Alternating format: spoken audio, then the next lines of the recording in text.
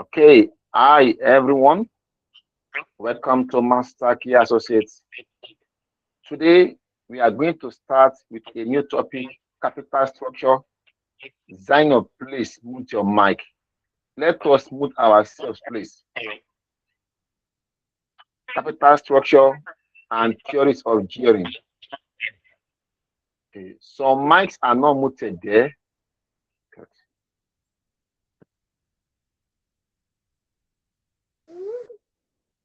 Capital structure and theories of gearing. Class, let me say to us that this is one of the topics in FN that must not be tolerated. Please, Zainab, your video is on.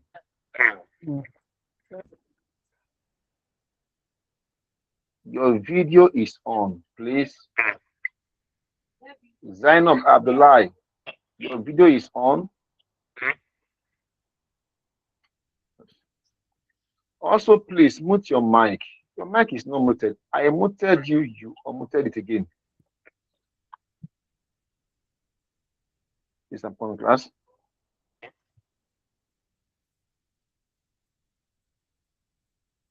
Excuse me.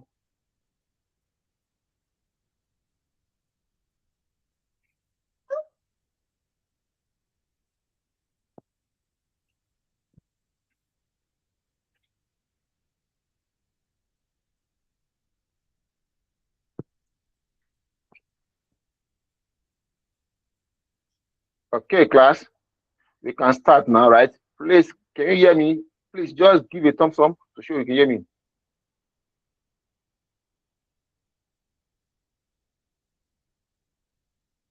Okay, better. Thank you. Thank you. Thank you. So you can hear me. Okay, we can go now. So, as I was saying, class, please, I want to beg you in God's name, do not joke with this topic, okay? After this class, I will help you solve the I-Campus questions on this same topic that came out November 2025 diet. Okay, so come in. Okay, class, capital structure and theories of gearing. Capital structure and theories of gearing. Two topics are here, two in one. The first one is the capital structure. The second one is the theories of gearing. This topic is going to take us 3 classes, okay, 3 or 2, so that we can have full benefit of the concept. Exactly. So let's start now with the first aspect, capital structure. Today, in the next class, we are going to look at the theories of gearing. Zainab, your video is on.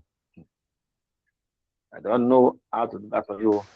So remove the woman now. Remove the woman. I guess she does not know how to do it. Yes.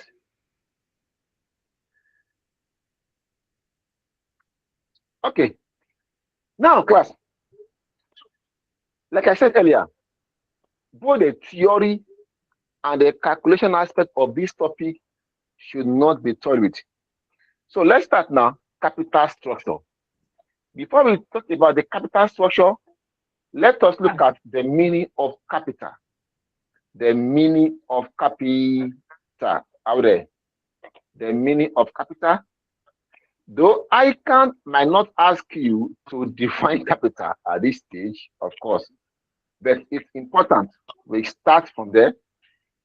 Let's say capital.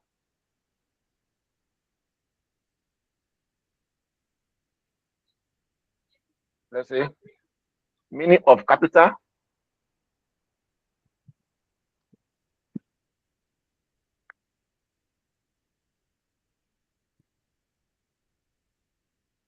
Meaning of capital. This is the money used to create comma, build and run a business. So it is the money used to create, build, and run a business. So it also refers to Zainab. I've tried to to tolerate you, but you are not competing. No.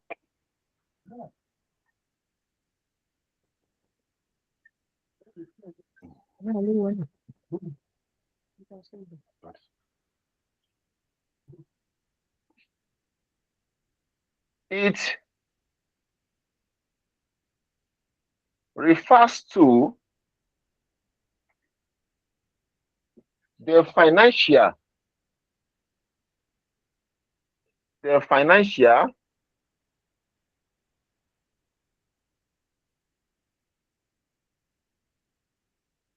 resources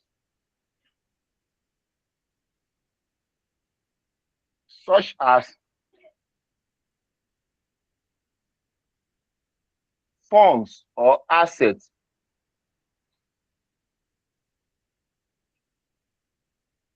that the business utilize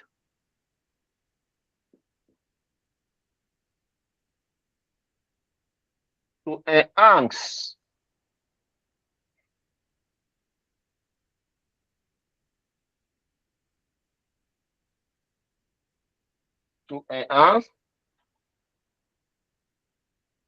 its operational capabilities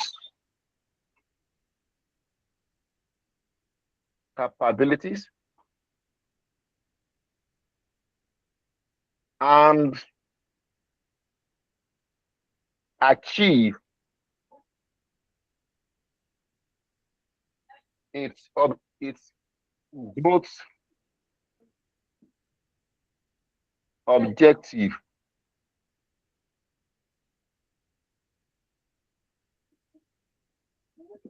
Class.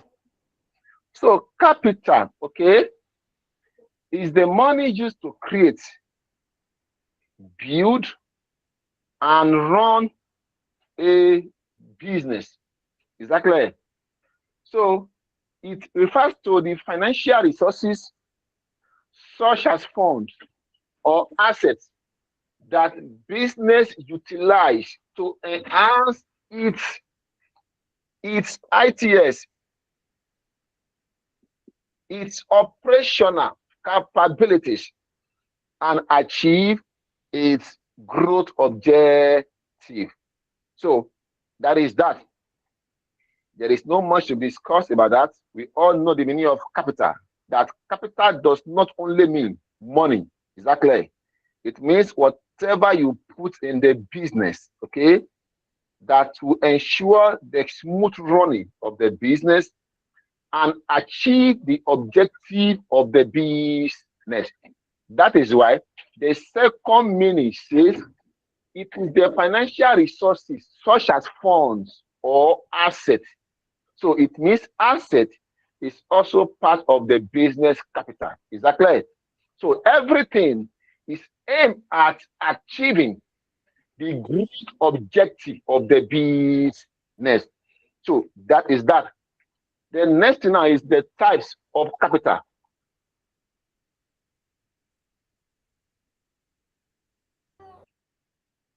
Types of capital. Class, you will recall that at the beginning of this lecture, FM, I said to us that a business can be financed from two ways. One, through equity. Two, through debt. So it means that in finance, we have two sources of capital. Two sources of capital. One is equity capital. The other is debt capital. Please be with me here.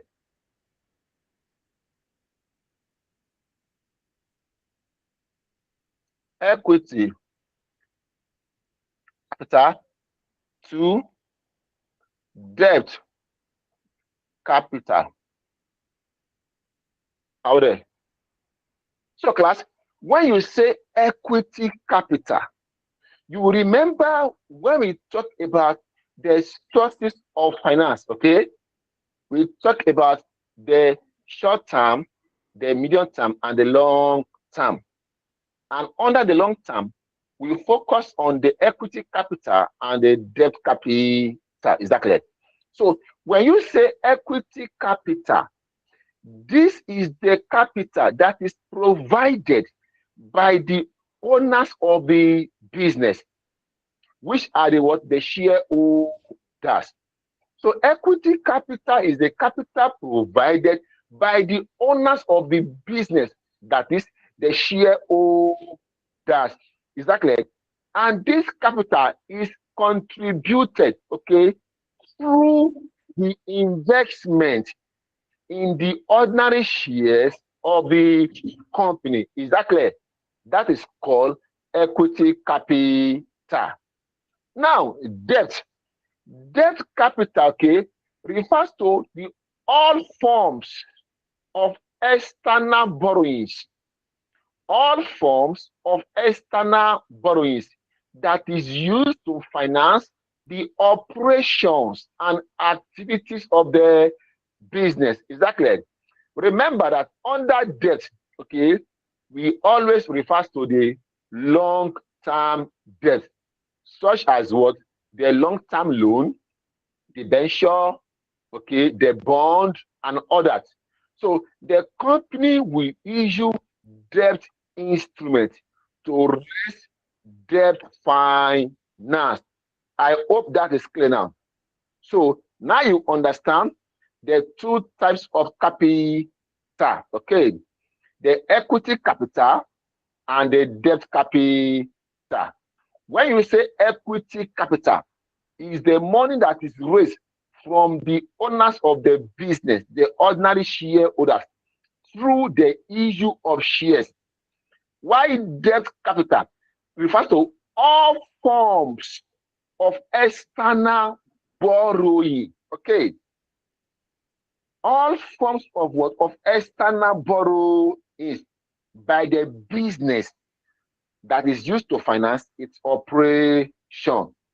So, and I said the example of debt here, like the long-term loan, okay, the debenture or bond.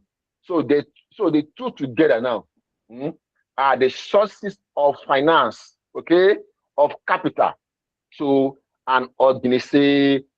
So class, we have defined capital. So let's go now to the capital structure.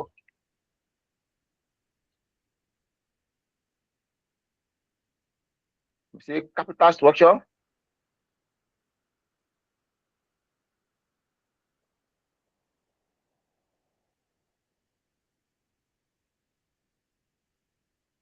So we are going to combine both now. Capital structure.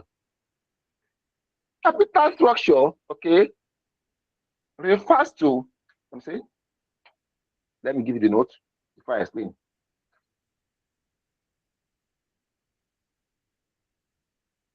This is the mix of equity capital and debt capital, okay, used by an organization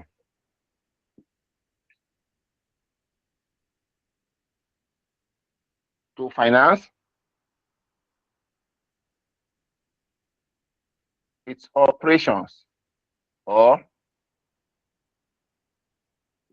activities. Class, capital structure is the means of equity capital and debt capital used by an organization to finance its operation. You see, class, later we are coming to the theories of gearing, and that aspect is the aspect that gives, let's say, 70% of the student headache. But just calm down. That is why I am giving us the foundation now. Okay. So capital structure is the mix of the equity capital and debt capital used by an organization to finance its operations or activities. Now, in a simple language, capital structure is saying the proportion of debt capital and the equity capital that the business has. Okay, what percentage of equity do you have and debt do you have? Is that clear? That is,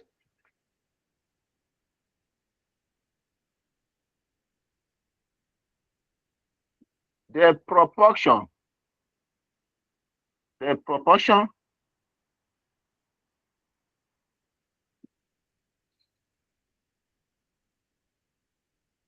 of equity capital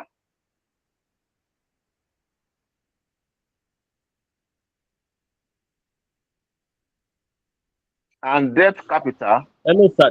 The board, can it be more lighter, sir? Because there's some some aspects is we can't see some aspects. Sir, it's clear here. Class, how far the board? It's okay. It's clear. But it's okay. It's clear. Okay, thank you, because it's clear here.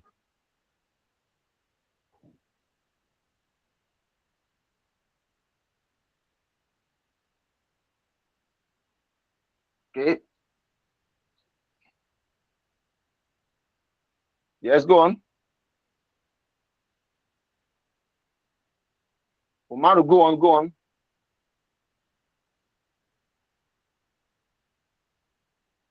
Okay, that is the proportion of equity capital and debt capital, okay, used by a company to finance, used by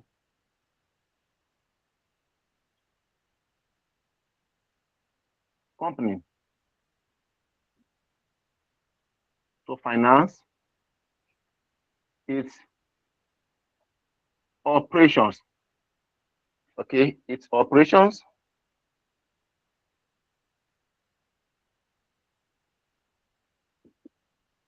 Okay, class. Here we are saying, what is the percentage of your equity capital and what is the percentage of your debt capital? So that is what the meaning of capital structure is, the means of equity capital and debt capital used by an organization, okay, by an organization to finance its operation. So let us go now deeper. Let's go deeper. Let's say, for instance, example,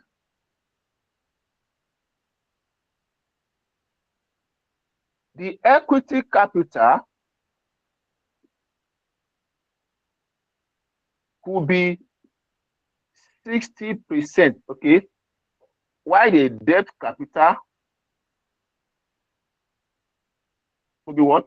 40%. Exactly. This is an example, okay, of what? Of the capital structure.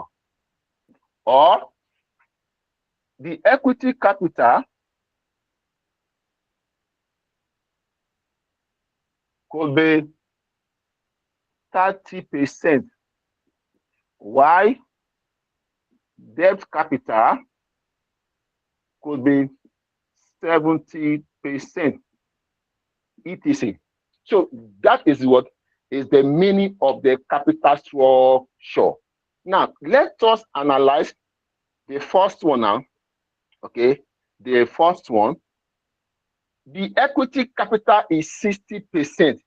It means that 60% of the total fund we have, okay, is provided by the ordinary shareholders. Is that clear? While the 40% is the money that is raised through debt.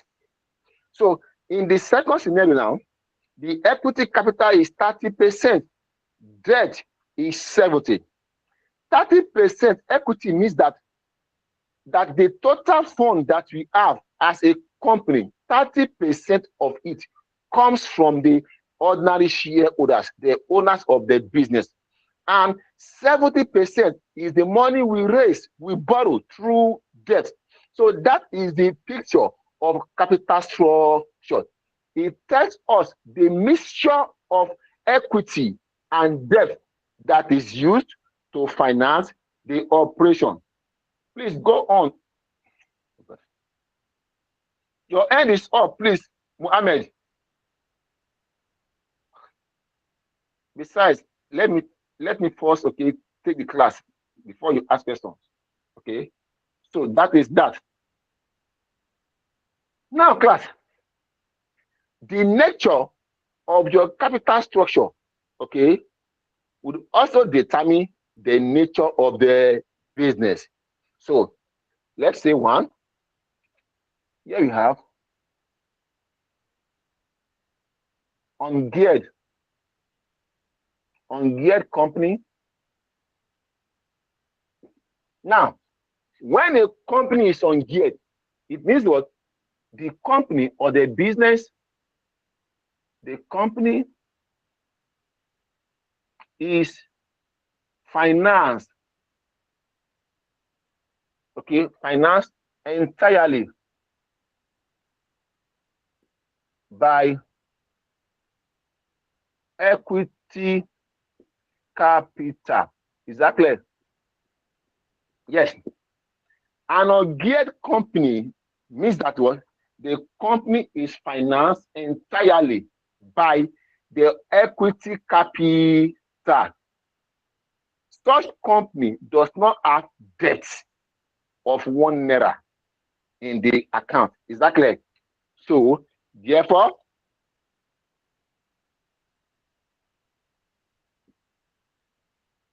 the company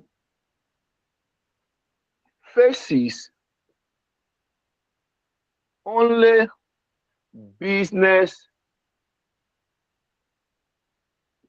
risk. Take note of this, class. An ungeared company is the company that is financed entirely by equity capital. There is no debt of 1 naira. Therefore, such a company only faces what? Business risk. Business risk. So, the cost of capital, okay, paid by the company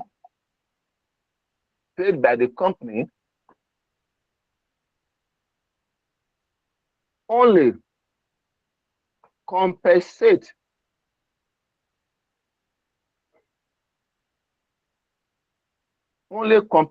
for business risk.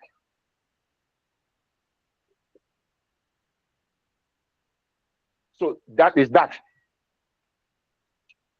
So when you are ungeared, okay, you only face a business risk, and the cost of capital paid by that company only compensate for business risk. So next now, you can also be financed with the mixture of equity and debt, okay? With the mixture of equity and debt. So in such case now, that company is called a geared company. A geared company.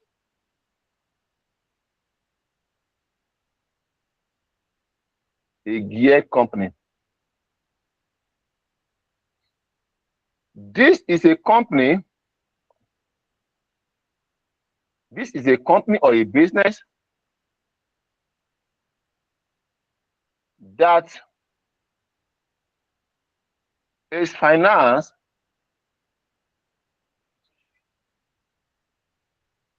with both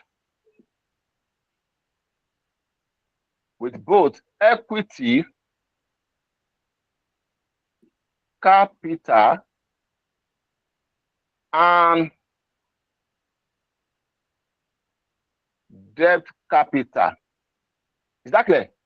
So a geared company is a company that is financed with both equity capital and geared capital.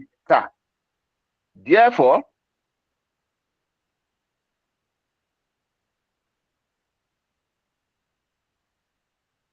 such a company or business is exposed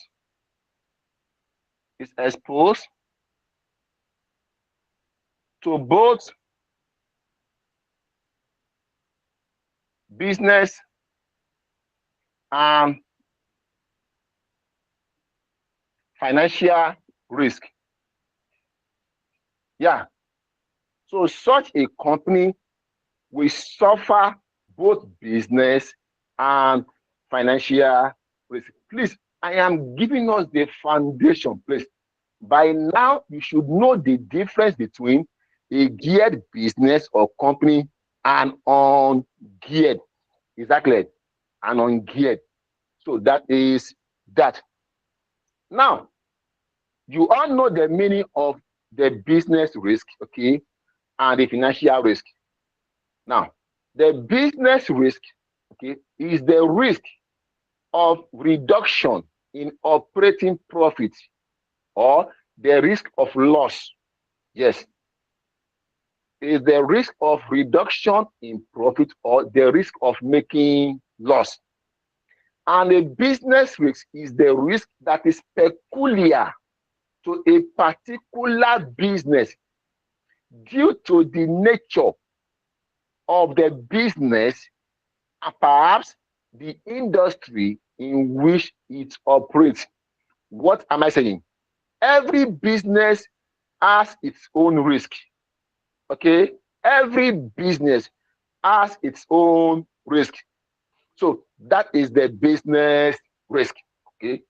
So the risk of not making profit or the risk of loss, okay, of the business. So when the shareholders invest in the business, they are automatically exposed to the business risk. Therefore, the cost of capital, okay, that a company will pay. Remember, the cost of capital represents returns to the shareholders. So the cost of capital must compensate for the business risk the shareholders have been exposed to. Now, when you are a geared company now, you are going to compensate the shareholders for two risks. What are they? The business risk and the financial risk. Now, what is financial risk? Financial risk is the risk of reduction. The risk of reduction in the earnings, that is the profit to be distributed to the ordinary shareholders. Calm down. Financial risk arises the moment you take a debt finance. So that is, financial risk occurs as a result of debt finance. So what happens is that when a company takes a debt or loan, the shareholders would be compensated. Why? They have been exposed to additional risk. Initially, they are facing only the business risk. You have now gone to raise debt finance again. So you have now introduced additional risk called financial risk. Therefore, they should be compensated.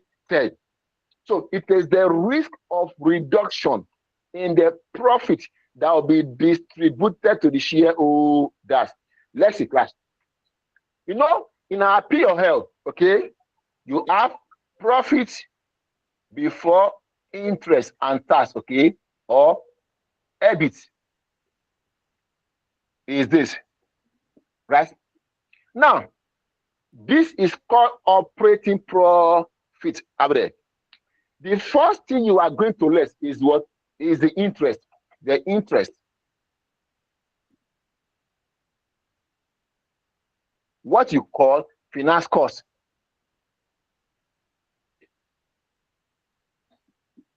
Now, you are lessing interest because of the debt finance you have. So it means that if you have more debt capital, hello, you'll be paying more interest. If you have more debt capital, you'll be paying more interest. So yeah, you now have the profits before tax or earnings before tax. Less now, the next thing is tax. So yeah, now you have a profit what after tax. Okay. So this is called the earnings, okay? The earnings attributable to the ordinary shareholder. So this is the profit, the returns that we are going to share to the shareholders. Now, there is a risk here. Why? If I pay more interest here, see, if I pay more interest here, it will automatically reduce the earnings.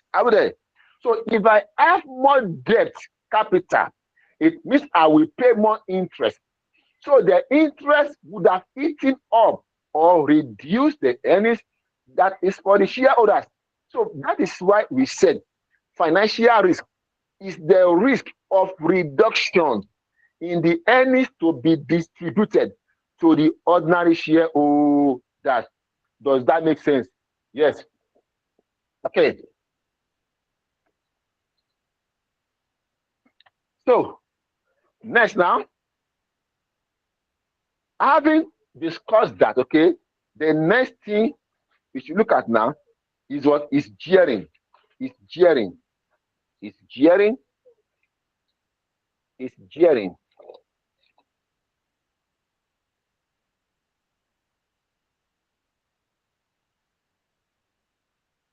The concept of gearing. Class, what is gearing? Gearing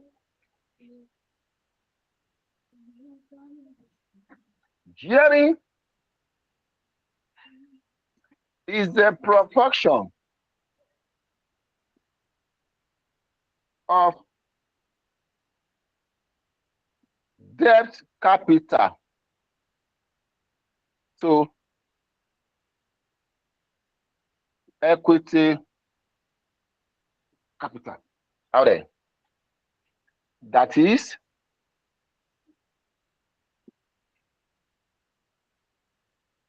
it measures the percentage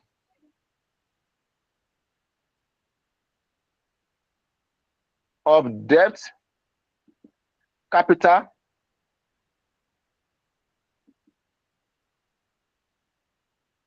okay so the total capital employed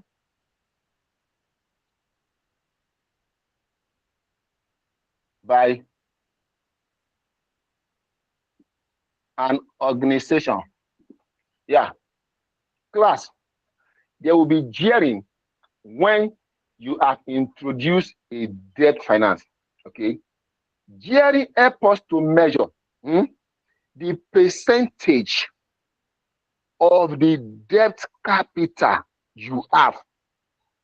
Class, you will recall that the total capital employed, okay, of a business refers to all the funds that is used by the business. Is that clear?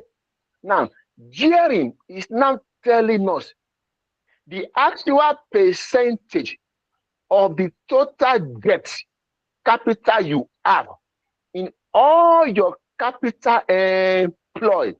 So it helps us to point to the risk, to the financial risk we are exposed to. Okay, let me say it is Jerry. See, this is the indicator of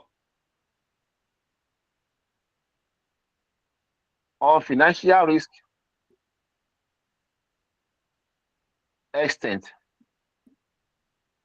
Yeah, it tells us the extent of your financial risk. Now, if you have more debt capital, then you are exposed to high financial risk. You are highly risky. If you have less, you are less risky. So the gearing is pointing our attention to the level of the financial risk we are exposed to as a company. Is that clear? Now, when you calculate a gearing, okay, you might be asked to interpret gearing. And the interpretation of the gearing is what will give us better understanding. So, how do we now interpret gearing? How? Let me say, interpretation of gearing, or before then, okay, let's say, let me first say measurement of gearing first.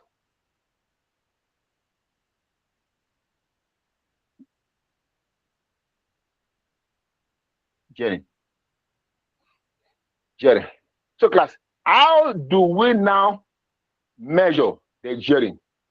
Gearing can be measured in many ways. Number one, method one. Okay. Your gearing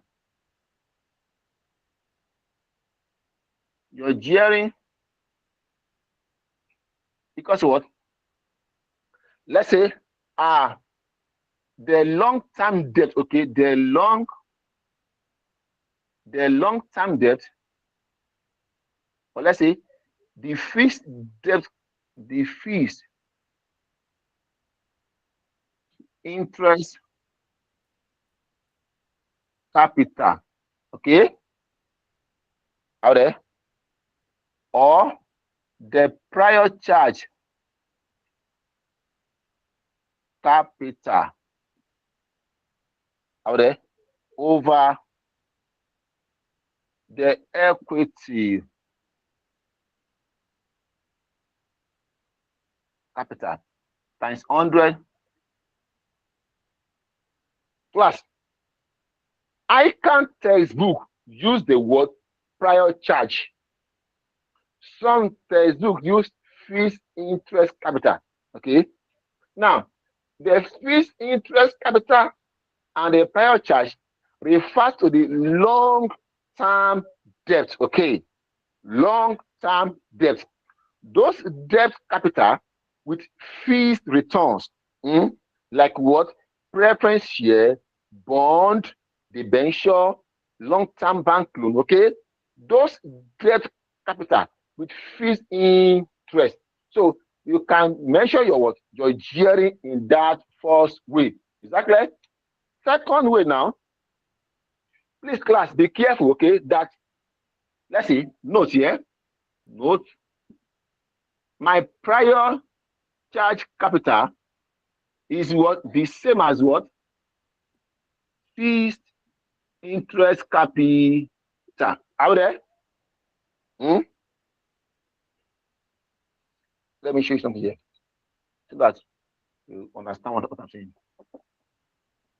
Okay. Note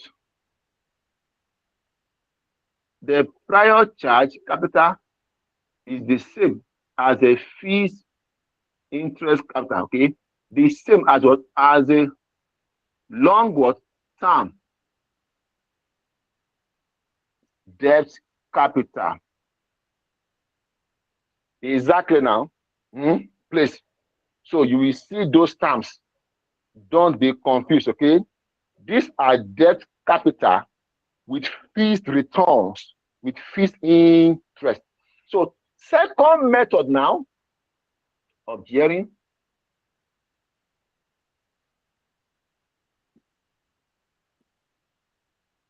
Okay, is my prior charge capital plus what? My fees interest capital, okay, over equity capital plus my prior charge capital. Is that clear? Times 100 over 1. Now, class, you may want to ask that which of these two is the best? The second method is the best, but where the examiner takes you to use this one, then go. Because this is the case of ICA November diet last year. Yes, question 7. We are coming there. The question tells them how they should find the gearing, the debt over equity. But where there is no indication, you are asked to find gearing. Please, the second method is the one to use. Is that clear? So that is that. Next now, when you calculate the gearing, how do you interpret? I call it interpretations of gearing.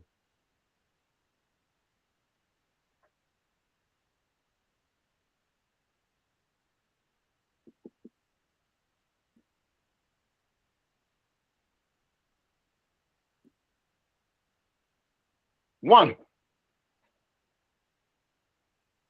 gearing could be, let's say, highly geared, okay, or lowly geared, neutrally geared. Class, when do we say a business is highly geared? That is when the gearing ratio, okay, you calculated is more than 50%. Okay, is what is more than 50%. It means such a business is highly geared. You have got more debts than equity. So lowly geared, okay, means what? When the gearing ratio is less than what? 50%. Now you have got less debt to equity. The last now, neutrally, when the gearing ratio equals to what? 50%. Are we there? Equal. So class, when you are asked to calculate gearing and you are told to interpret, now, if your gearing ratio is above 50%, it means that particular business is highly geared. By implication, you have got more debts. Yes, and it's terrible. Also, you'll be paying more interest.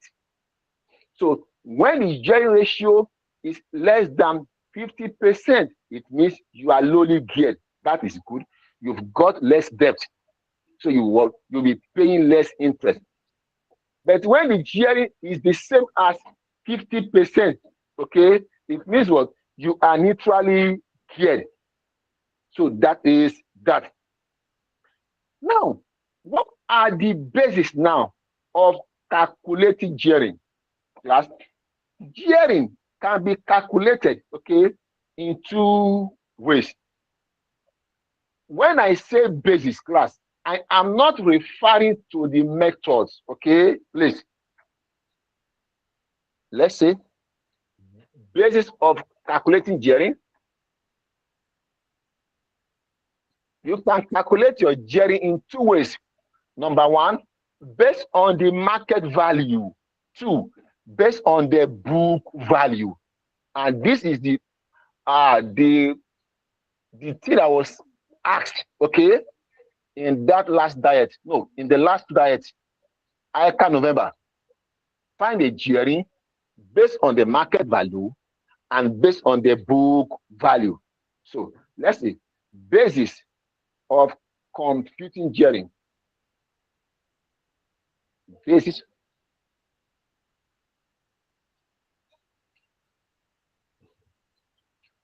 Okay.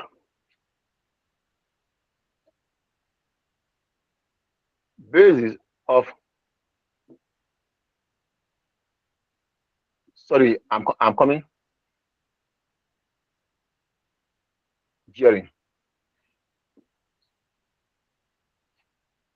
Please go on, be fast, go on, go on. Go on. Hello, go on, your head is up. Okay.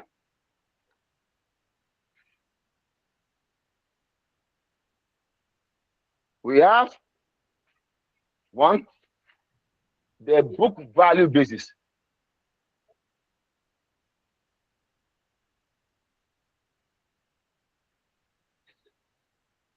Okay.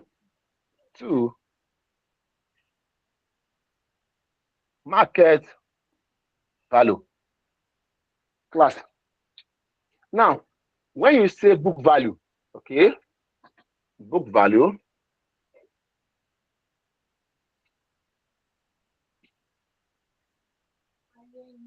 class, under book value, okay, you are just going to make use of the what?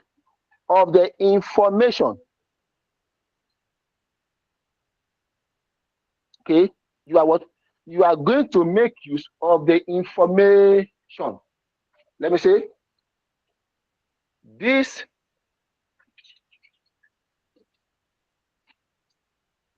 refers to the use of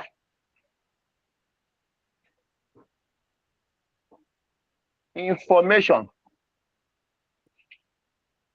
To the use of information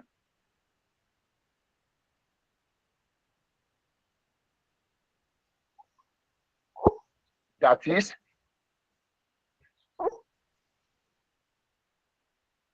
figures, okay, provided in the statement of financial position. Please mute your mic, please. Mute your mic. Hey, mute your mic. All of you, you are, help me off your videos now, please. So under the book value class, okay, you are going to make use of the what? Of the information, okay, that is provided in the statement of financial position. Is that clear? Now, also, the equity capital, okay, the equity value, yeah, is what? The ordinary shares plus all the reserves. All the reserves. How the class? So under the book value, okay, your equity, hello, your equity is the sum of the value of the ordinary shares plus all the reserves. It means that when you are making use of the book value, you you are going to consider all the reserves. Is that clear? So now the market value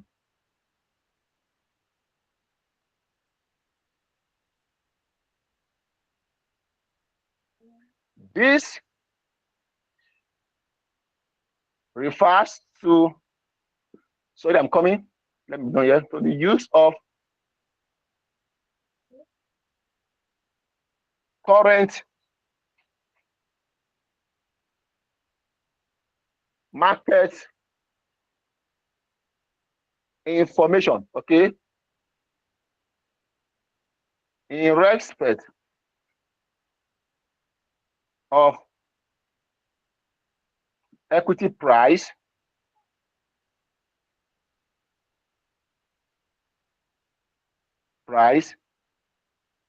and debt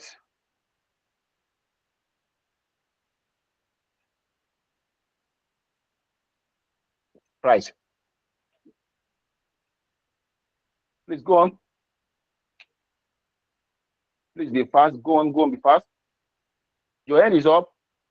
Sir, Abisola. please. Yeah, I want to tell you to adjust the camera to the side very well. Okay. Thank you, sir. All right. Okay. Now, class, when you are asked to calculate gearing using what? Market basis, market value, it means that you are going to make use of the current market information in respect of the equity price, the market share price, and the debt price. Exactly. So under the market value basis, hello, you do not have any fucking business with reserves. Okay? Hear me. Under the market value, you don't have any business with the reserves. So let's move on. Under this method,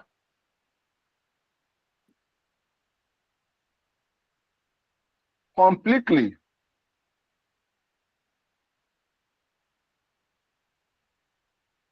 ignore all the reserves out there. So how do we now calculate our values here?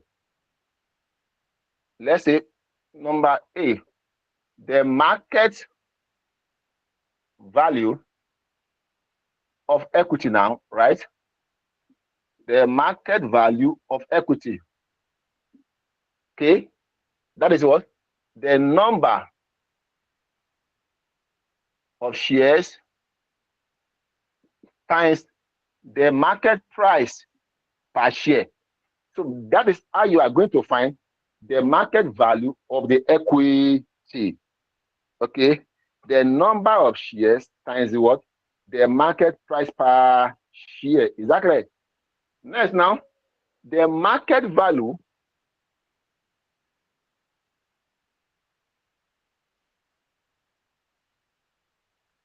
of redeemable debt.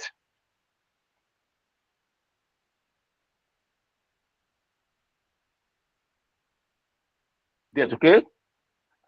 That way, the market value of debt, the market value of debt, that way, the number of units, okay?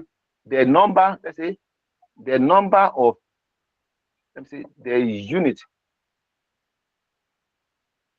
of debt times what?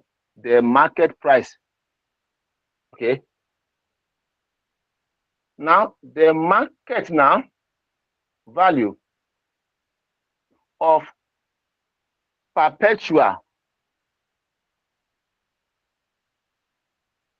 or irredeemable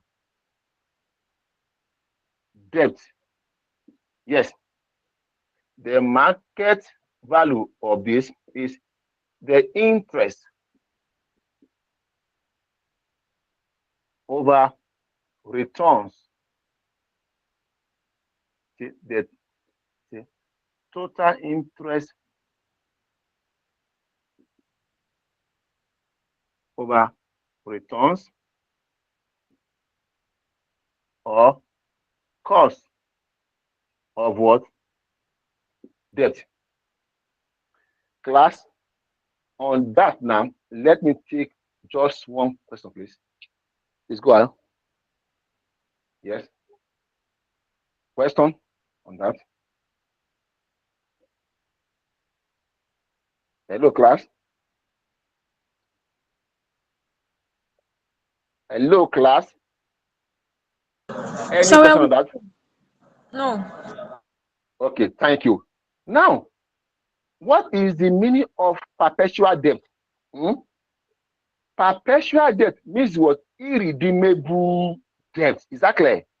So, to find the market value is what? It is the interest, okay? The interest over the returns or the cost of the debt. So, it means that I can give you perpetual debt, and you are asked to find gearing using market value. So be careful, okay, to know how to find the market value of the perpetual debt. Is that clear?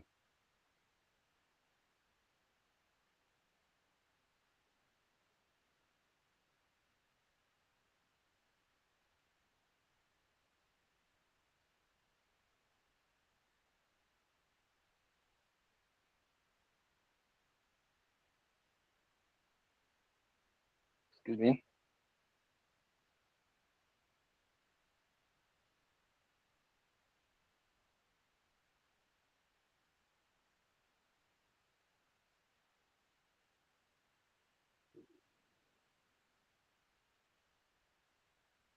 Okay, let's take now a question, class.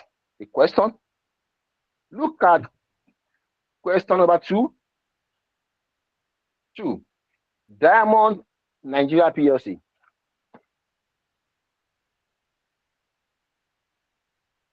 After this now, I will send to you the I can pass question, okay? You will solve the A part for me, while I will help you solve the B and the C part. Diamond Nigeria PLC, number 2. Please, let's go through it now.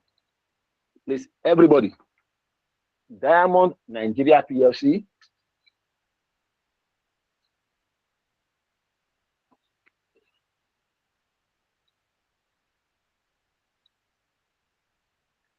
Class, are we all there?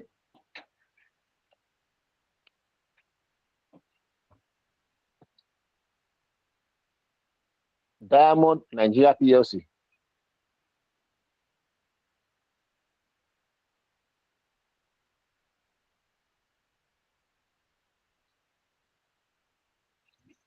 We are solving 2 today. We are solving that question 2 and 3. So we need to increase our speed.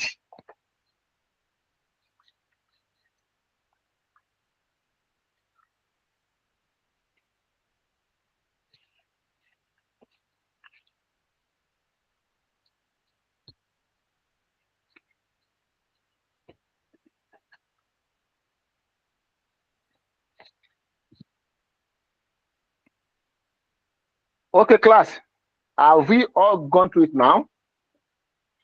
So we can start now the question. Diamond Nigeria PLC.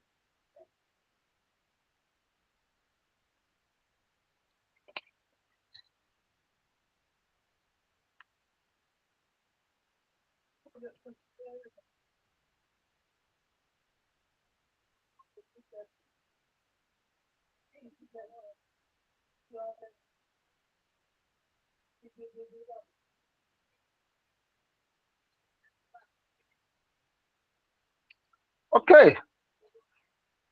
Class, question A. What basis are you asked to use? Tell me. Hello? Book value. Yes. Book Book value. value. Okay. Value. Okay.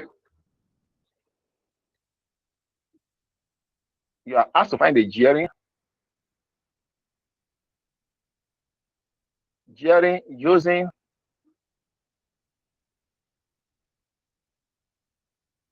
the book value. Okay. So our gearing ratio now, please tell me, what will it be?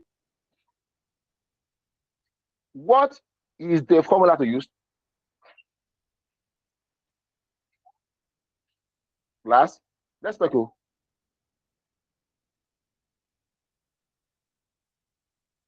Which of the formula will I use?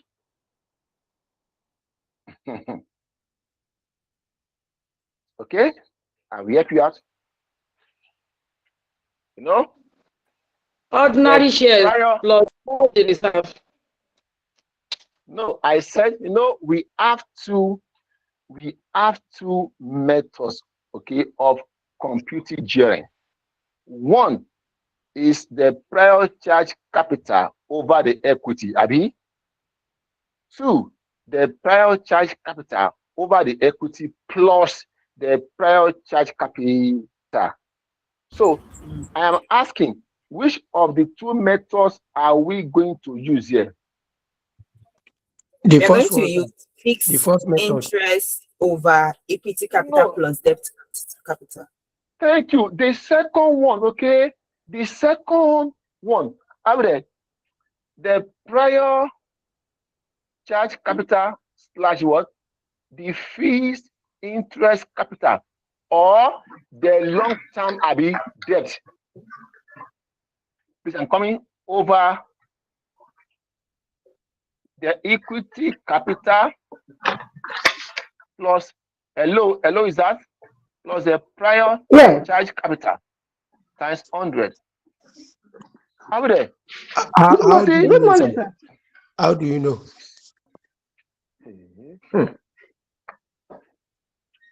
Raise your hand.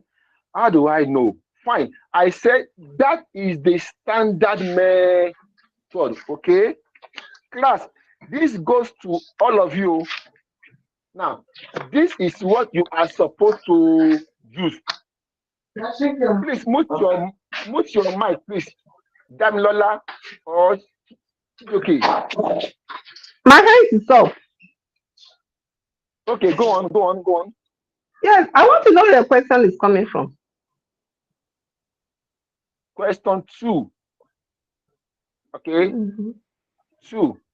Okay.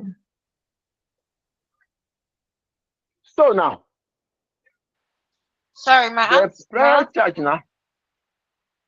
Hello. Hello. Where Please go on. Where exactly do we get this question from? Where exactly do we get the question from? The material I posted on the platform.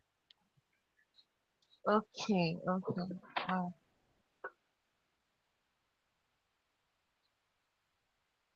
So class, let's now find now the prior charge capital or the fees interest capital, okay, or the long-term debt, Abi.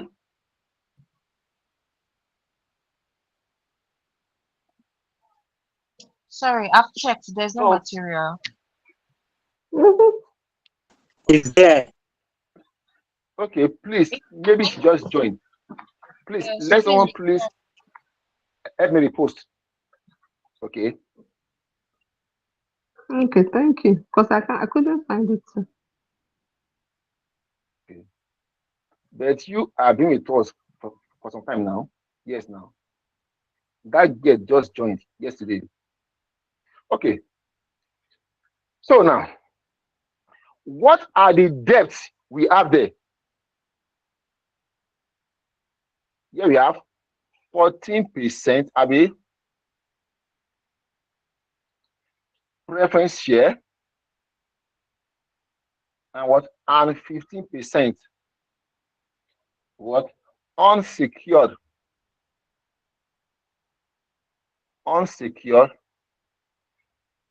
loan stock. book value. Book value. You are to use their value based on the balance sheet. So here you have 1 million. Yes, 600,000. 1.6. Over there. That is the value of the debt. Now, next now, the book value now of equity.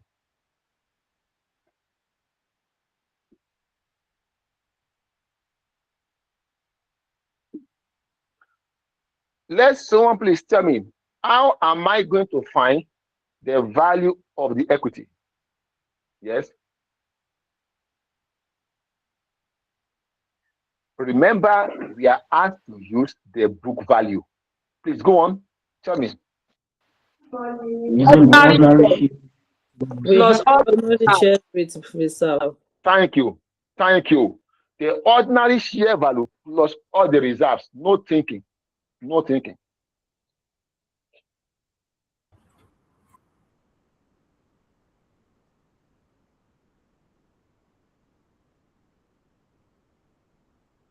That one is 1 million.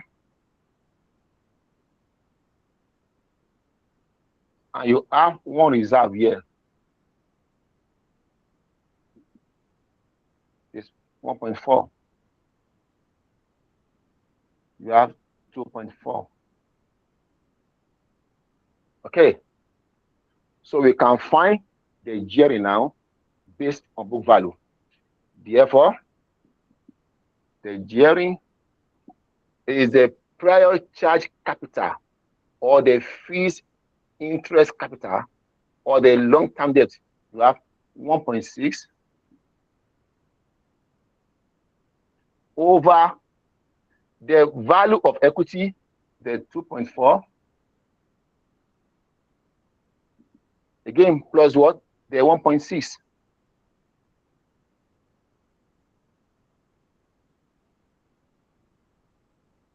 Here you have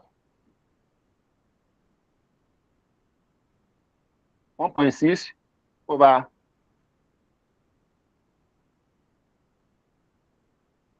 4 million times 100. So what is that? The gearing is 40% out there. So the gearing based on the book value is 40%. Is that clear? So let's go now to the B part. The B part says use the market value. Okay, the market value.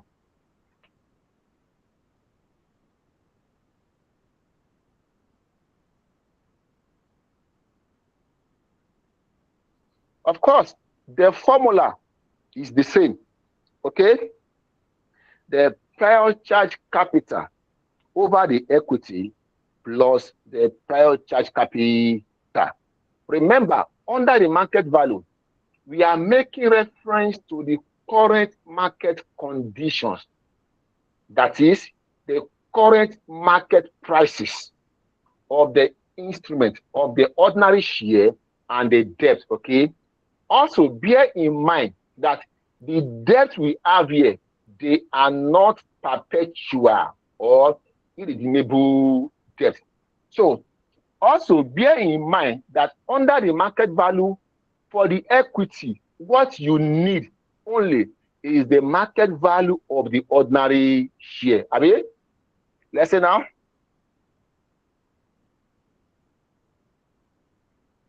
the market value of shares, okay?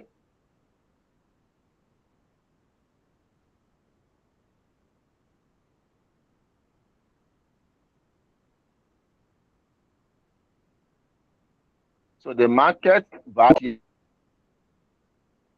of shares times what? The market price per share. Out there. Now, this is the first challenge, class. How do we determine our number of shares? It's very, very easy. Okay. Go to your question. what is the value? Okay, what is the value of your shares there?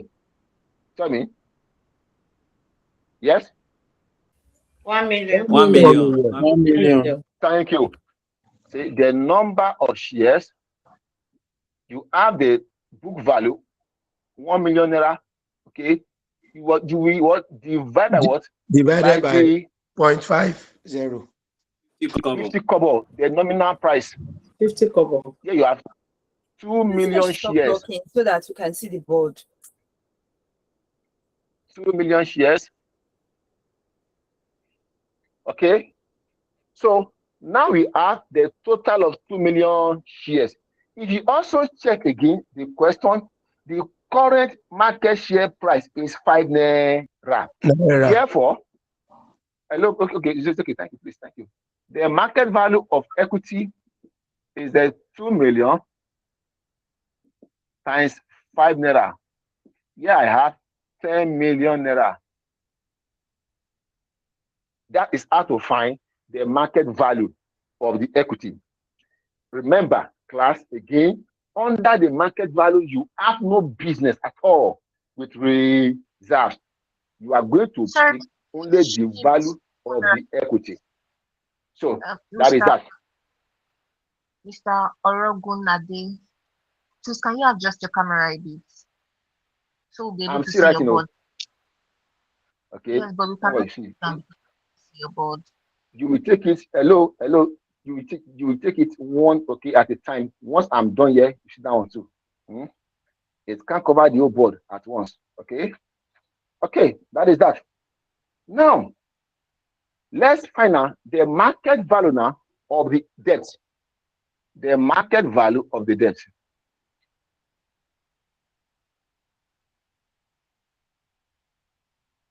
Of the debt.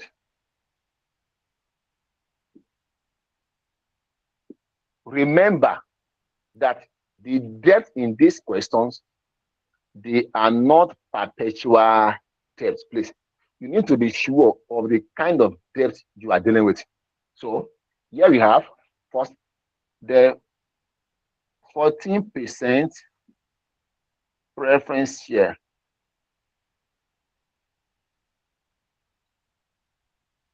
So what that will be the number of units of these shares, let's say, and then to get that, okay, you are going to divide the book value, the book value of what? Of 1 million naira, okay, out there, by what? The nominal value is how much? Is 1 naira. Exactly. Here you have 1 million units. You have 1 million units of the preference share. Exactly. So the market value now of the preference share is the 1 million units. Please, I'm coming. Is the 1 million units times the current market price. Okay, times the current market price. The current market price is 60 kobo. Is 0.60. That will be okay. The last one here, I'm coming. The market value of the 15% unsecured loan. First of all, find the number of units of this loan note, okay? That will be divide the book value, 600,000, by the what? Nominal value. So what do we have there as the nominal value of the unsecured loan? 100. Yes. Thank you. 100. Yeah, I have 6,000 units of loan stock. Therefore, the market value of the loan now is the unit, Abi, the market value of the debt is a 6,000 units times the current market price, 75 naira. There you have 450,000. Okay, Blessing, go on. Yes, your question. Please, from that 2 million naira that we got from the value of shares after dividing it with the 0.5, how do we get the 5 naira? It's Even in in the the value. question. Hello, see, go put to the material. Okay, Okay. go to the balance sheet. The ordinary share is there, 50 kobo. That is the nominal value. So what you have there is in naira, but we need the numbers of shares. So you divide. Is that clear? Okay, now, Calista, go on. Calista, go on. Your hand Okay, is up. sir. Okay, sir. I was thinking, because the previous one we solved, cost of preference share. How we did it was we divided this 14% with the market value. Hello. See. This is not the cost of capital. Okay. Here is the market value. Okay. Even when I taught you WACC, okay. When I taught you WACC, this was what I did. Okay. I multiplied the number of units of that instrument by the current market value. The cost of preference here is not the same with the market value. I don't know if you are clear. Calista? Okay, sir. Okay. So, please, class, let us take note, okay? The market value is not the same with the cost. Even under WACC, it was the same way we determine the market value by multiplying the units of that instrument by the current market value. So now we have gotten that. Now we can now find our gearing, Abi, our gearing. We can now find the gearing. Okay. So therefore,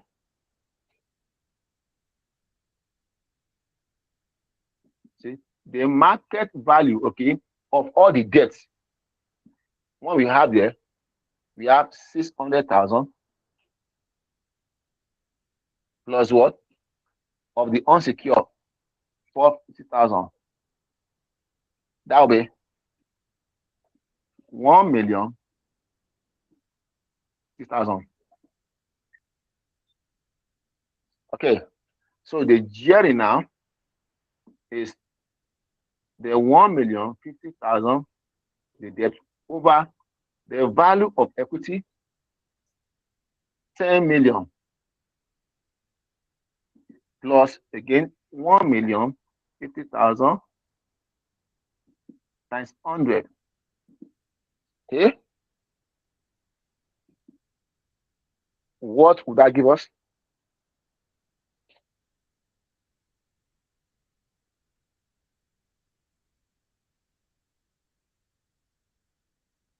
It was 9.5.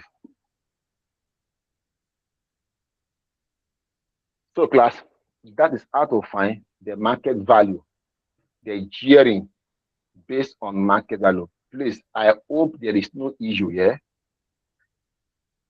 If you have any question, please raise your hand. If you have any question, raise your hand. Class, I hope you are all clear now. It is.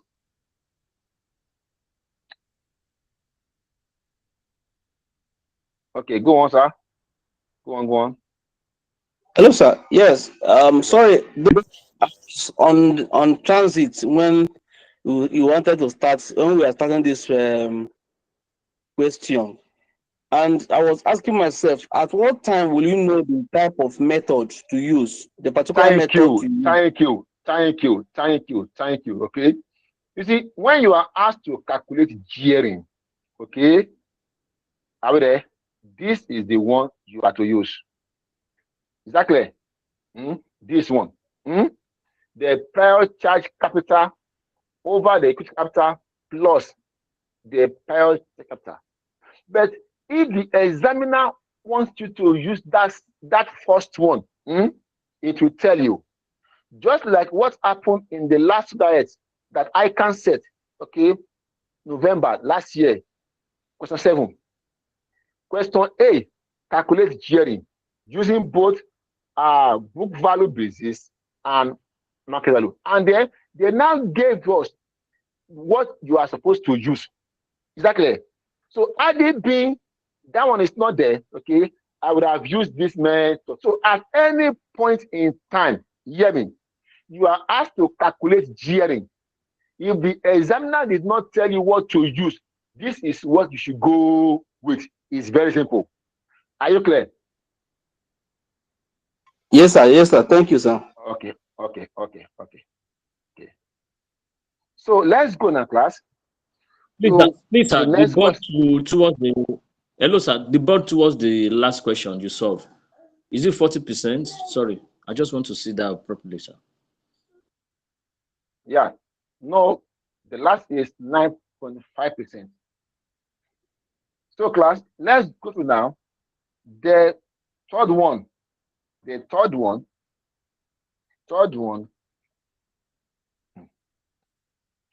Kampala Nigeria PLC. Please, are you all there? I just hope I'll be able to finish this one. Kampala Nigeria PLC.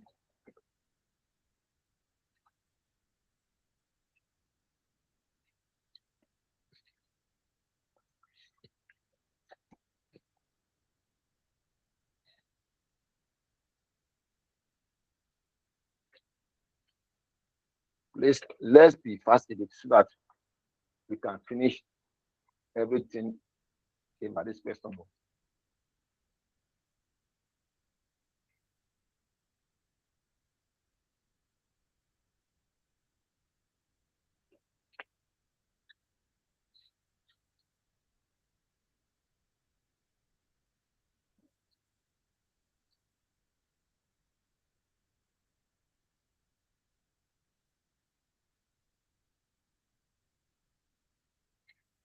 Please open your material now so that you don't start asking me questions where I pick a figure from. Question 3, Kampala Nigeria PLC. Open your material, please.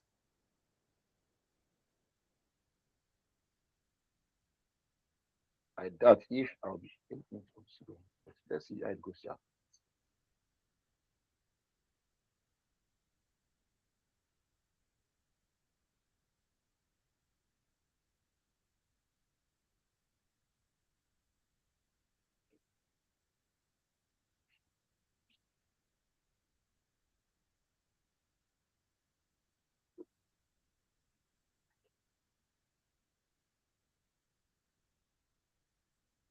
Okay.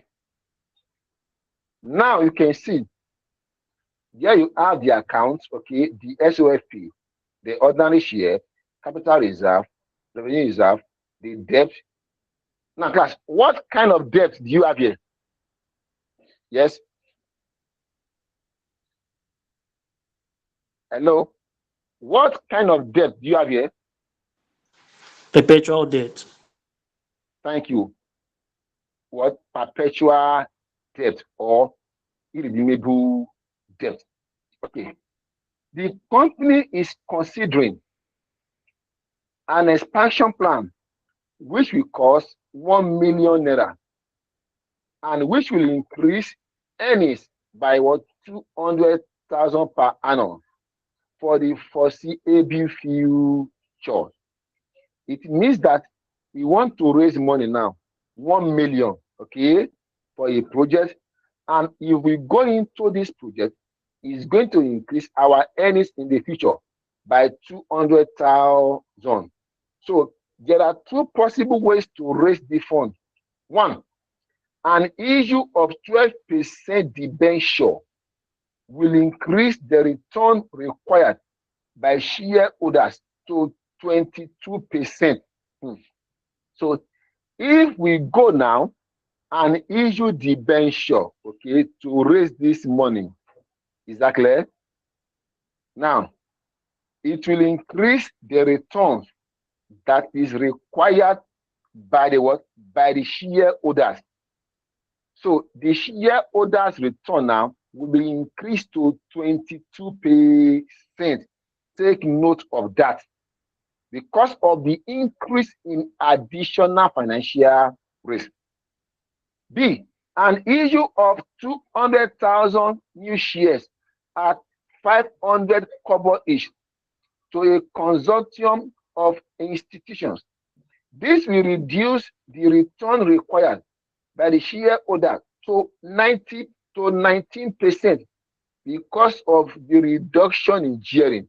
Class, if we go by the way of shares now, okay, if we issue shares now to raise the money, it's going to reduce the returns of the shareholders to 19% because there is a reduction in debt. So, question A, calculate the capital gearing of the company using the book value. B, the gearing, the market value. When you hear capital gearing, it means the gearing, okay? So it means the gearing. Don't be confused. Okay, let's go now. The gearing based on book value. The gearing based on book value.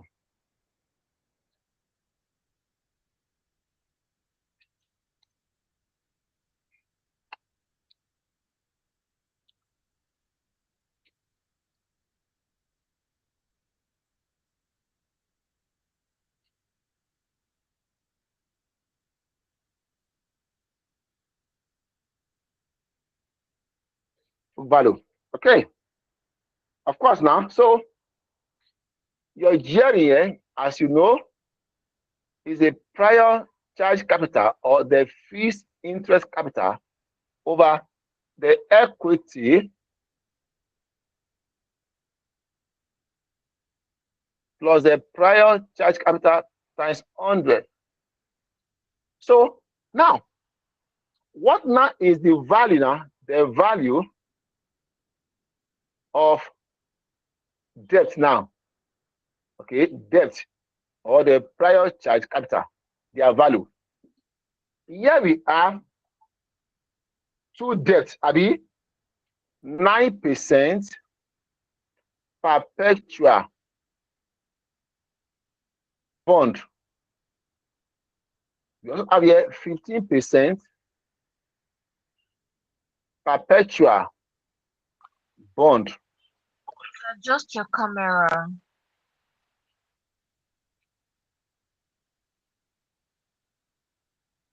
Bond. Here is 4,400,000. Yes, 600,000. There you have 1 million. Out there. That is the book value of the debt. 1 million. Next now, the book value of equity.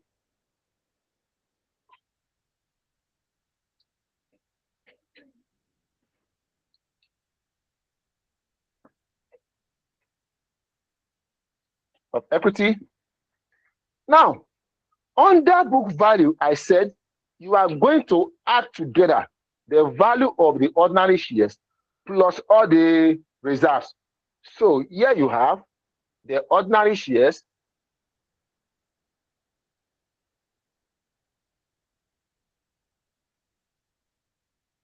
to be here 500,000. There you have the capital reserves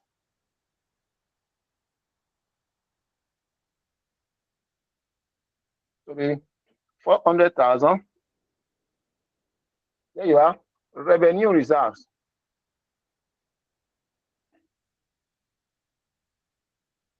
to be 600,000.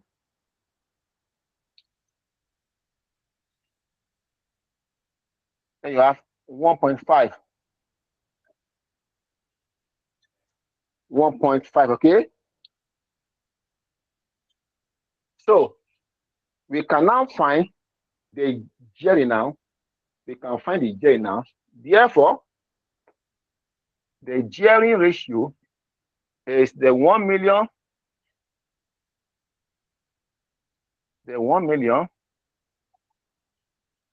over the value of equity 1.5 plus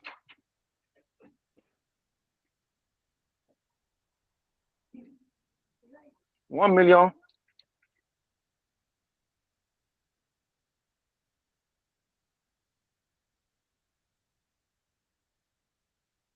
times 100. So if you sum that up, class, that will give you us what? 40%. So that is the gearing, okay, based on the book value. So the B partner says gearing based on the market value. Okay, let's come here to have a full screen. Based on the market value.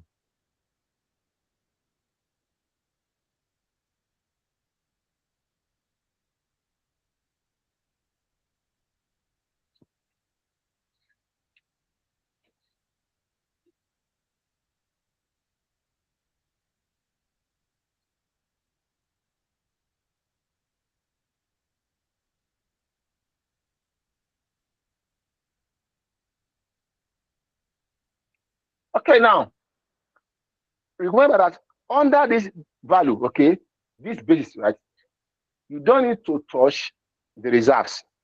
So find the market value of your ordinary shares, okay, your equity. The first thing, let's say, market value of equity, the market value of your equity, okay? So the market value of your equity, which is your ordinary shares now, is the number of shares. So now, class, now tell me, okay, how to find the number of my shares there. Yes, tell me, please. 500 divided by 1. 500 divided by 1. Thank you. Okay. That will be, let me see, the number, okay, the number of shares is 500,000 by 1 naira. The nominal price, that will be 500,000 units, So the market value now of equity is a 500,000 number of shares. What is the current market share price? Tell me.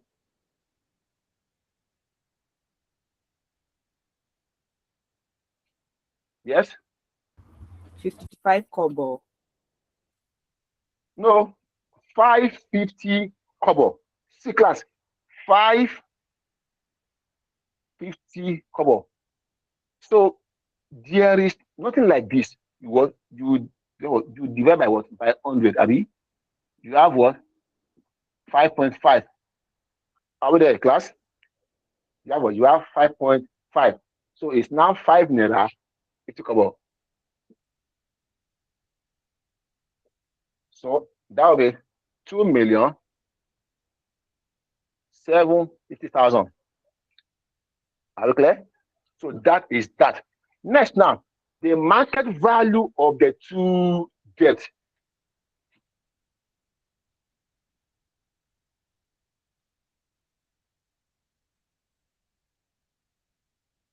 Of debt. You have 9%, I'm coming. 9% perpetual bond.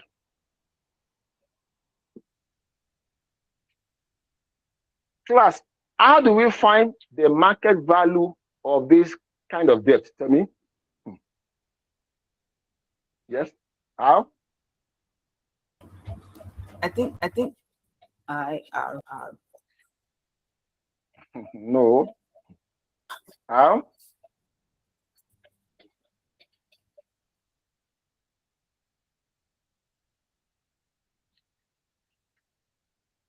Yes. Okay. See, the market value is the interest over the what? Over the returns. I mean, the returns or the cost of debt. Okay. The interest over the what? The returns or the cost of debt. Is that clear? I gave us in that first note. Yes. The market value of a perpetual debt is the interest over the cost of debt. The cost of debt is also known as the return. So, what now is the interest of this debt first? It is a 9%, okay? The rate times the book value is how much? 400,000. I mean, that was 36,000. Class, what is the returns on this debt? Yes. What is the returns on this debt based on the question?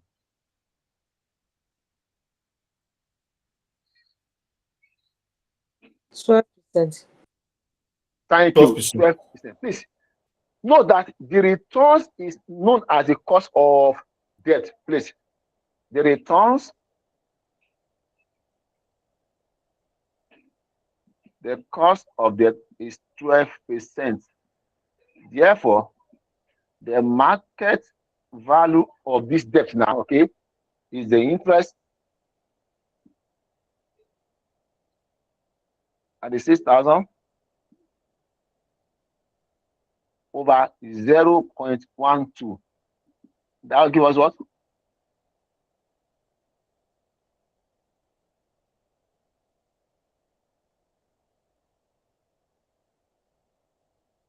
$300,000, right? Next now, the market value of 15%.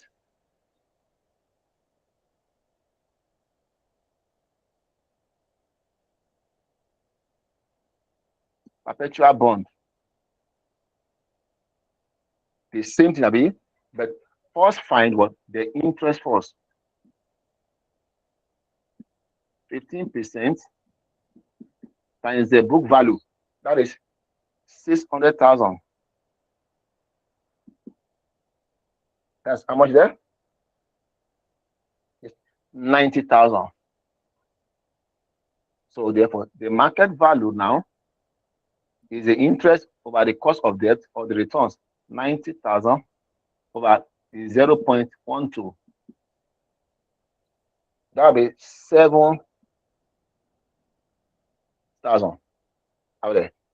So class, we have gotten the market value of our instrument, both the equity, the ordinary shares, and the what, and the debt. Exactly. So let's now find out the total market value of the debt.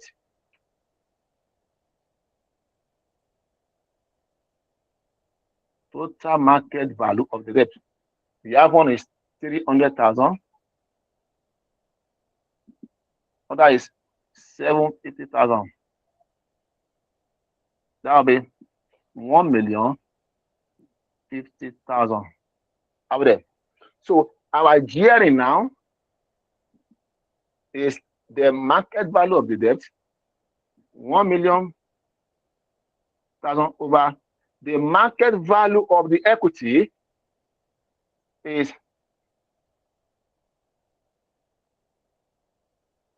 plus 1,000,000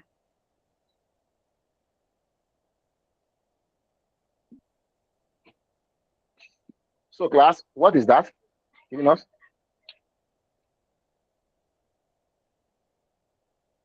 $27.63%.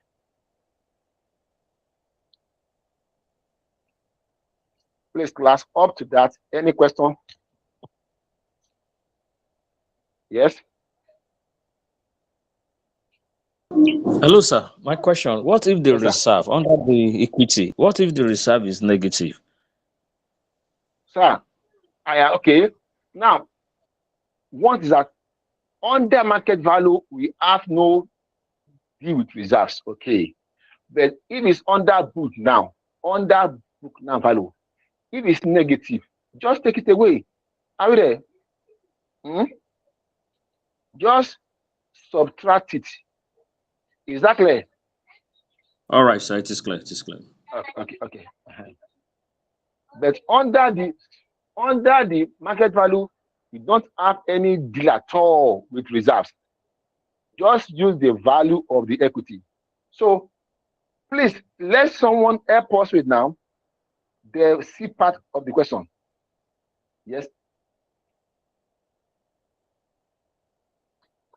Yes, class. C part.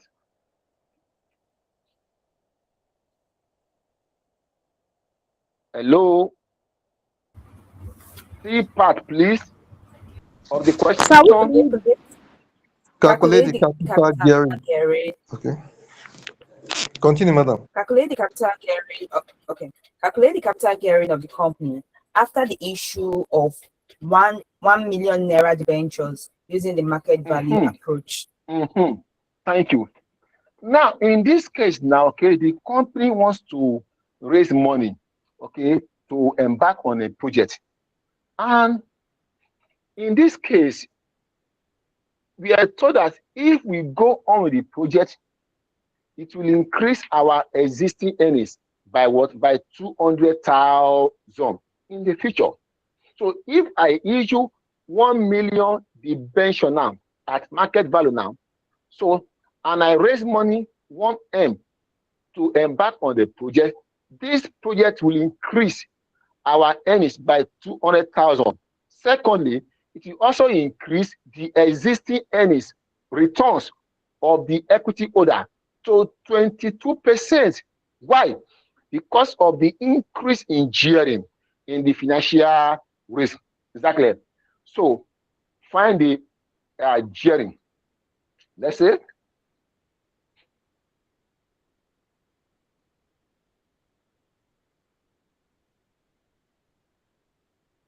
capital gearing if Kampala, okay, Nigeria PLC issues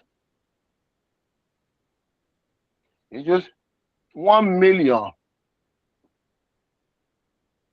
naira debenture. 12% debenture. Class. Okay. So now find out the gearing, okay, now based on market value. Class. The extra returns, hear me, that this investment will give us if we raise 1M now, okay, through this debt and we invest, is going to increase our existing earnings by what? By 200K. And automatically, as our earnings has increased, the market value of the equity will also increase. So in this case, what you are going to first do is to find the post-market value of the equity. Please, class, just watch. Fine. Firstly,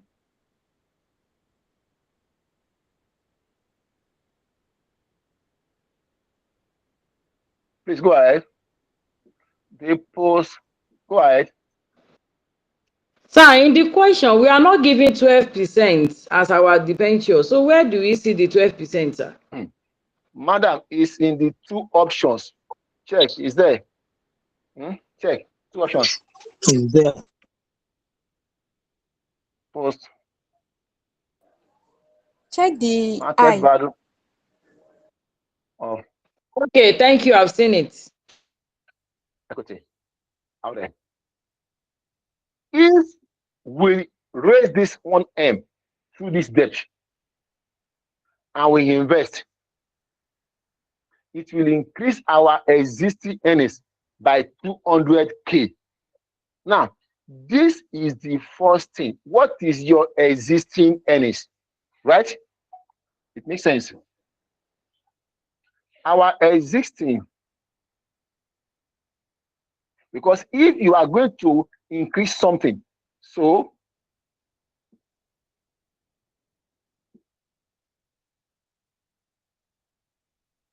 that is your part. I mean, your part. Yes, your part is the earnings that is attributable to the ordinary shareholder, like I told you earlier. When the part, the earnings, is not given to you directly, and you have your EPS, you can work back. So it's your EPS, okay? Is your EPS times what? The number of what? Shares. Okay. So my EPS here is how much? Check, class. Tell me. 110 kobo. Thank you. 1 naira, 1 kobo. Now, what is our existing number of ordinary shares? 500,000, right? There you have 550. Please, at any point in time, you need parts in a question, your earnings. You have your EPS, you have the number of shares, just work back, okay? Just work back. You get your part. Is that clear? And the question says that if we embark on this project, so it will give us what? Extra earnings. And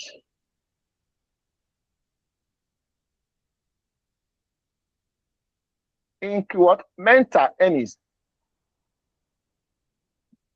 Okay? From project. It's how much? 200, Abi. Now you have 7 what? 50. The total earnings now.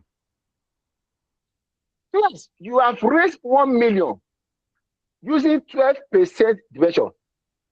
You are going to pay interest, Abi. Remember, to the debenture holder here, less interest.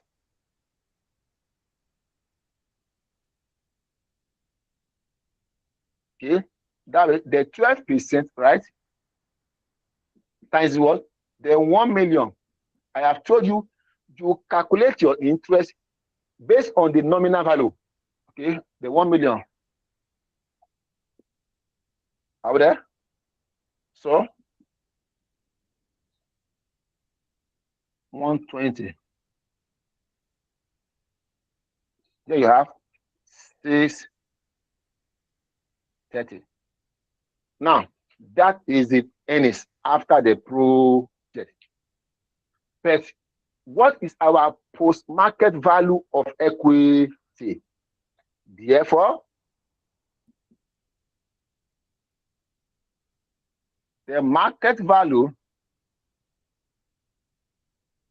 of equity is the earnings, Abi.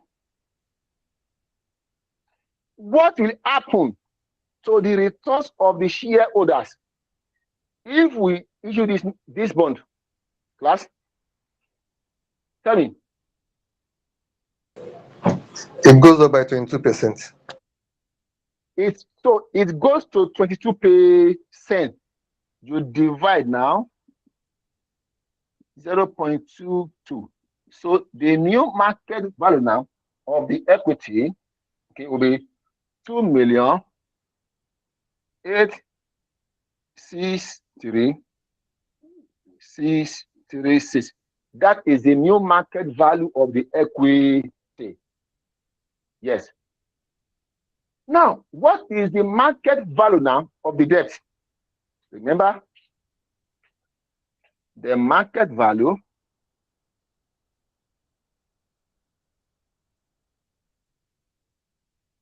of debt. Now, as our debt value increase now, or is the same? Tell me. Last, as our debt value increase, or is the same? It will increase. Why? You have issued another debt instrument. Before you were having 9% abi perpetual bond. You are having 15% abi perpetual bond. Now you have 12% now, okay, debenture. So, yes, the market value that we got earlier is 300,000 for this. This is 70,000. For this one is the 1 million. You sum up, have 2. Are we there? You see? So the value of our debt has increased. Therefore, now, the gearing now, therefore, gearing is the value of the debt. 20 over the value of equity, 2863, 63 plus 20.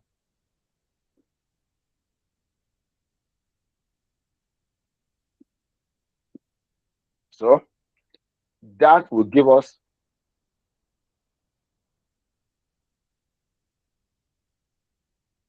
let's take out 41.75%. That is a gearing.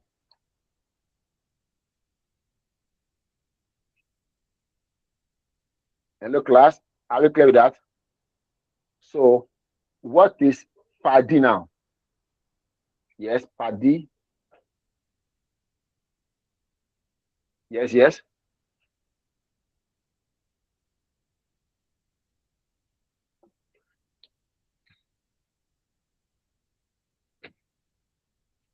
Hello, please PADI for me, please.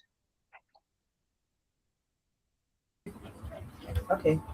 Calculate the capital gearing of the company after the issue of 200 ordinary shares using the market value approach. Okay, but what will happen if we issue shares now? Yes, what will happen if we now issue shares?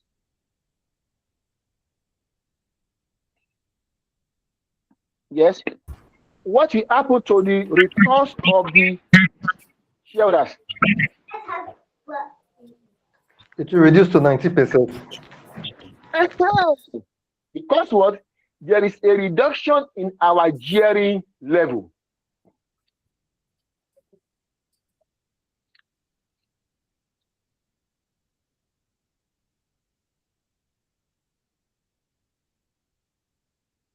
Gearing. If Kampala issues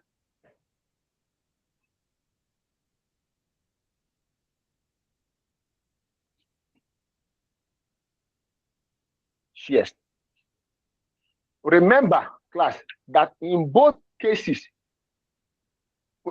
whether we issue debt, debenture, or shares, there will be an extra increase, okay, in the profit by how much? 200,000. Is that clear?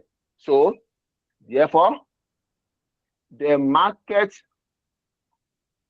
value now, okay, of equity will be the earnings 750,000. Okay, because we are not paying any interest here. Is that clear? So is the earnings thing by what? And the returns is 0.19. Is that clear? Okay, we are not what paying any interest there. Huh? Hello? Go on, please. Sir, please, can you like re-explain this deed? It's possible. Okay, thank you. Now, you know, in this case, okay, under both cases, the C and D, if we issue the debt or the shares, it will increase our what? Our earnings by 200,000 out there. So, but in this part C, let's say, okay, see our earnings. But because we issue debt instrument, therefore we are going to less the interest. So we add this as earnings. But in part D here, okay, what we issue shares, not debt. So our earnings here is the same. Okay, it's the same. So we are not what? We are not lessing any interest. So you just use that now to determine the new market value of the equity. And in that question, you are told that if we issue 200 shares, it will reduce our gearing level. Therefore, the returns by the equity shareholder will now become 19%. Out there will become 90%. It will reduce to 90%. But under part C, when we issue debt, the returns to the equity holder will increase to 22% because there is an increase in the debt level, which has increased the gearing level. Please, with that, are you clear? Yes, sir. Now, class, what would be the market value of the debt here? 7.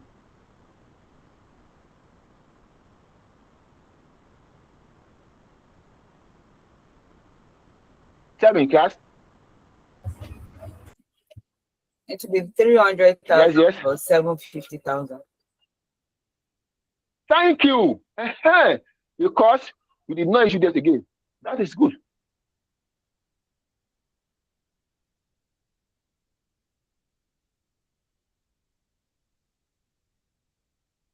It has not changed. Yeah.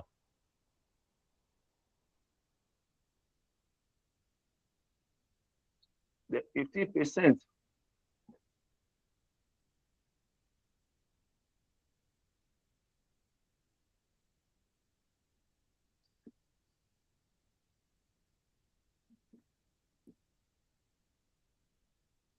Okay. Because in this option, we didn't issue any debt. So we still maintain the same debt value. Therefore, the gearing now, the market value of the debt over the market value of the equity here, 3,947,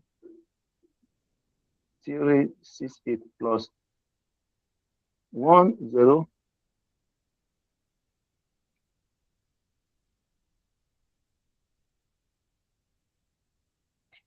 That is what?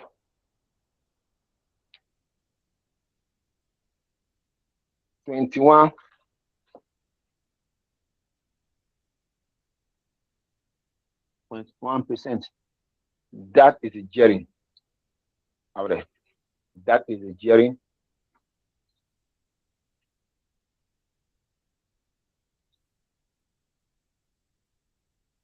I think we are going to stop here. I don't know. Can we take the part E fast plus the part T and the part F? Or the next class? We can do theories anyway. We can do it. Okay. So let's go now. part D. Sorry, okay, part E. We have done D. So what is there, class? Yes. Explain why What the are you market asking? value. Explain why the market value approach is superior. Thank you. Okay, right now, class. Right. The market value approach is superior. The market value approach is superior to the book value approach. The market value approach is superior to the book value approach.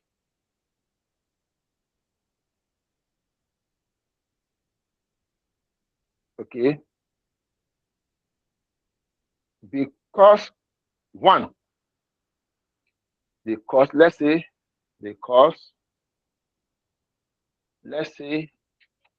I from my figure one, are we there? Figure one. It takes into account. It takes into account. It takes into account the expected future earnings potential. It takes into account the expected future earnings potentials. It takes into account the expected future earnings potential of the capital being used. Of the capital being used. Number two, prevailing market forces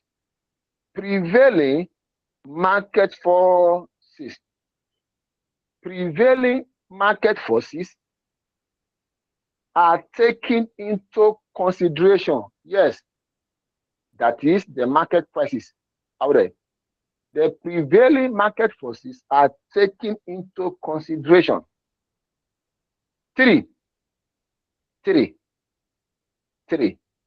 Comparison between companies.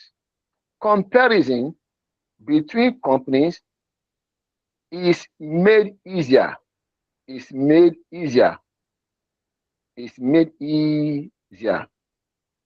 Comparison between companies is made easier. Four. Market value ensures the use of accurate cost. The use of accurate cost of capital. The use of accurate cost of capital. Okay. Which correspond with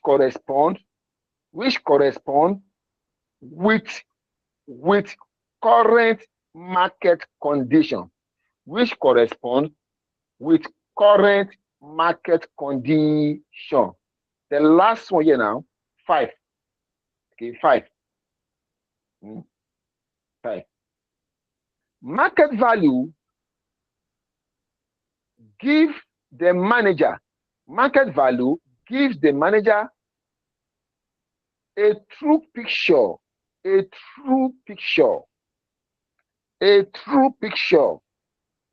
of financial risk when planning for the new project. Okay, that is that. What is F saying? Yes, F.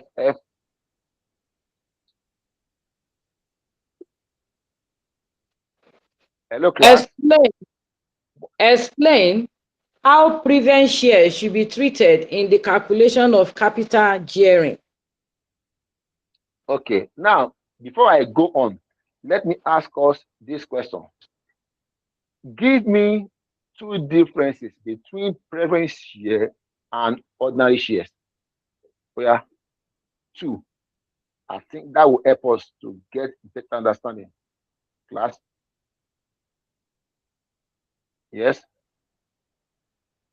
Yeah, the preference shareholder have a of interest compared to ordinary shareholder. Yes, sir? Okay. I need to know. Okay. Is that all? They are not liable to suffer risks. Okay, okay. Thank you. Thank you. You know that they have a priority, Abby, to the ordinary shares in terms of returns. Their returns are settled first. Two, in the event of liquidation, they also have priority to settlement over equity shareholders. So it means that they are to be classified as a prior charge capital. Okay. So if they are classified as a prior charge capital, so they should be considered in the computation of gearing. Please write. Right. Since the preference shares is ranked above ordinary shares,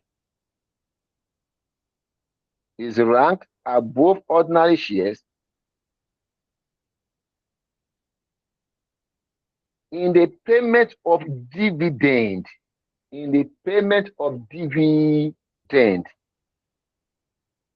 and settlement, okay, and settlement in the event of liquidation,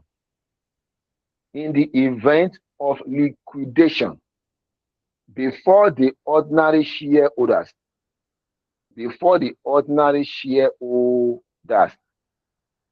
Full stop. Therefore, it is proper to include preference share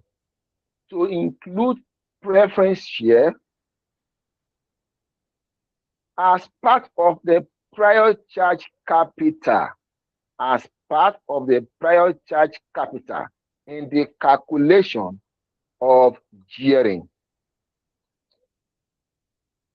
So that is why we use them, okay, because they have the prior interest, okay, when it comes to dividend payments and the settlement in the event of liquidation. So it makes sense to also consider them as part of the prior charge capital. Okay. So take the last one for me as your take home. Should we include bank overdraft or not?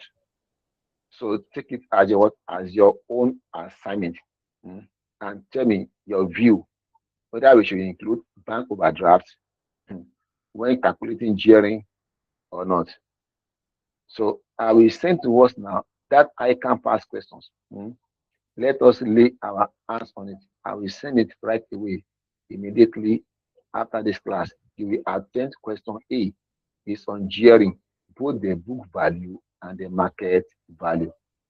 So this is where we are going to draw the curtain today.